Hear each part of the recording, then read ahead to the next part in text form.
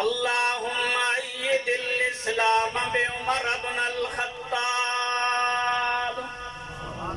کوئی مولوی نہیں، کوئی مفتی نہیں، کوئی پیر نہیں، کوئی محدث نہیں، کوئی فقیہ نہیں، یہ حضور کا مانگا ہوا عمر ہے.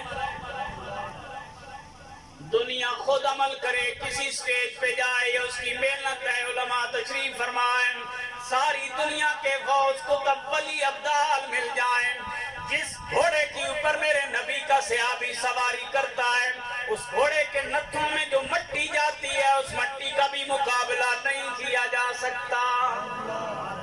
یہ کمال ہے اس بندے کا جس نے ایک نظر ایمان کی حالت میں آقا کریم کو دیکھا ہے، حضور کی زیارت کی ہے. یہ تو اسے مقام ملا، اور صحابہ کے اندر بھی درجات ہیں. پھر اس عمر کے مقام کے کیا کہنے، جس عمر کو میرے آقا نے اللہ کی بارگاہ سے مانگا ہے. ادھر حضور نے مانگا، ادھر تقدیر بدل گئی. جناب فاروق اعظم مختلف انداز میں حضور کی بارگاہ میں پہنچ گئے.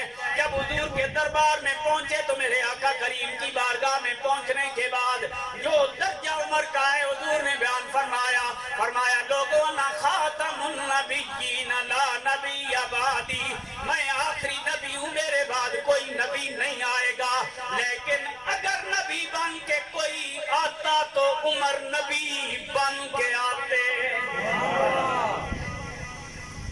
انہیں سمجھ آئی ہے وہ بولے. قادیانیت اور یہودیت ہمارے رگ و پے میں اتر چکی ہے. یہ شے کی سب سے زیادہ ضرورت ہے. وہ ایک بھائی نعت پڑھ رہے تھے نا، چوکیدار رحم دے. ہم حضور کے چوکیدار ہیں. چوکیدار کا کام ہوتا ہے چوکیداری کرنا. چوکیدار اگر سو جائیں نا تو لوگ چوریاں کر کے لے جاتے ہیں. اور چوکیدار سے بڑی کوئی نوکری نہیں ہے.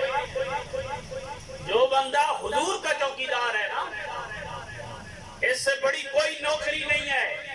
دنیا دیکھ چکی ہے کہ حضور کا چوکیدار اگر ویل چیئر بھی بیٹھا رہے تو عالم کفر ہل جاتا ہے.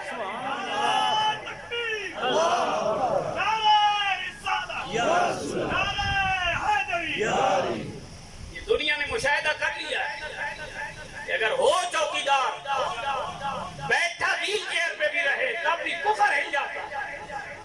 کمال بندے کا نہیں ہے، کمال کرسی کا نہیں ہے، کمال چوکیداری کا ہے. اور عمر تو وہ ہیں جنہیں حضور نے مانگا ہے. سیدنا فاروق اعظم رضی اللہ تعالی عنہ کے بارے میں میرے آقا کریم صلی اللہ علیہ وآلہ وسلم نے فرمایا لوگو عمر وہ ہے، اگر میرے بعد کوئی نبی بن کے آتا تو عمر، لو کان بعدی نبی لکان عمر بن الخطاب. فرمایا میرے بعد اگر نبی ہوتا تو عمر نبی ہوتے. گویا پیغام یہ دے دیا، فرمایا اگر مگر کے چکر میں نہ جانا، بعد میں نبی ہو ہی کوئی نہیں سکتا، کسی کے آنے کا تصور ہی نہیں ہے. فقہ کے پہلے امام 150 ہجری میں دنیا سے جانے والے، صحابہ کرام 20 سے زیادہ صحابہ کی زیارت کرنے والے، جن کی ہم تقلید کرنے والے ہیں. سیدنا امام اعظم ابو حنیفہ رحمۃ اللہ تعالی علیہ، آپ کے پاس ایک بندہ آیا، جناب والا ایک بندہ دعوی نبوت کرتا ہے، دلیل کون سی مانگی جائے؟ امام اعظم نے فتویٰ دیا، فرمایا جس طرح دعویٰ کرنے والا کافر، اسی طرح دلیل مانگنے والا بھی کافر.